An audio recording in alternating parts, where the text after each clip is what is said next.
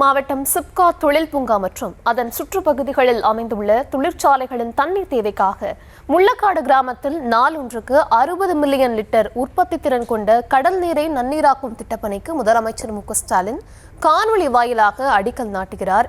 அதன் நேரலை காட்சிகளை தற்போது திரையில் பார்த்து வருகிறோம்.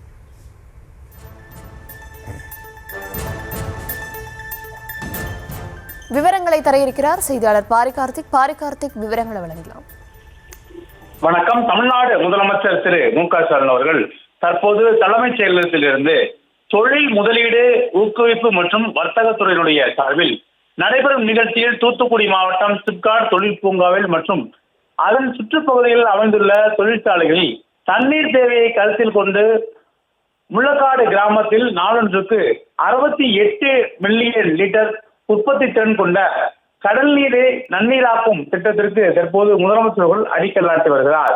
தமிழ்நாட்டில் பொதுமக்களுடைய கோரிக்கையை ஏற்று கோடை காலங்களிலும் நீர் பராமரிப்பை பேணி காக்கவும், அதே போல பல இடங்களில் தொழிற்சாலைகளுக்கு தேவையான நீர்களை கொடுக்கவும் தமிழ்நாடு அரசு முனைப்புடன் செயல்பட்டு வருகிறது. அதன் அடிப்படையிலே பல இடங்களில் கடல் நீரை நன்னீராக்கும் திட்டம் தொடர்ச்சியாக நடைபெற்று வருகிறது.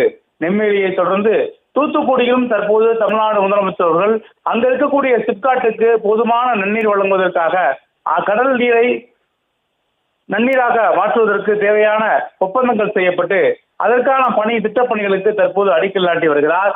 மேலும் தொடர்ச்சியாக நாளொன்றுக்கு 60 மில்லியன் லிட்டர் இது உற்பத்தி திறன் கொண்ட திட்டமாகும். இதன் அடிப்படையிலே தொடர்ச்சியாக தூத்துக்குடி முழுக்க இருக்கக்கூடிய தொழிற்சாலைகளுக்கு இந்த நன்னீர் பயன்படும் வகையில் தமிழ்நாடு அரசு சார்பில் ஏற்பாடு செய்யப்பட்டிருக்கிறது.